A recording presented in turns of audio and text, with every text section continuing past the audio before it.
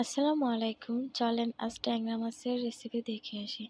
তো একটা প্যানে নিয়ে নিলাম তেল, দিয়ে দেব কিছুটা পেঁয়াজ কুচি, দিয়ে দিব লবণ। তো যারা যেমন মশলা পছন্দ করেন, আদা বাটা, জিরে বাটা, মরিচের গুঁড়ো, হলুদের গুঁড়ো, ধনিয়ার গুঁড়ো সব মশলা এখানে দিয়ে দিবেন। তো এখন আমি এখানে মাছ রান্না করার জন্য যা যা মশলা লাগে এখানে আমি সব দিয়ে মশলাটা একটু ভালো করে পানি দিয়ে কষিয়ে নেব। কষানোর পরে এখানে আমি মাছগুলো দিয়ে দিলাম। তো মাছটা একটু নাড়াচাড়া করে আবারও আমি মাছটা একটু ভালো করে কষিয়ে নেব।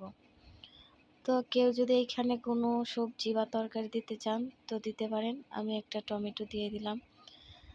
তো আবারও এখন আমি টমেটোটা দিয়ে একটু মাছটা কষিয়ে নেব।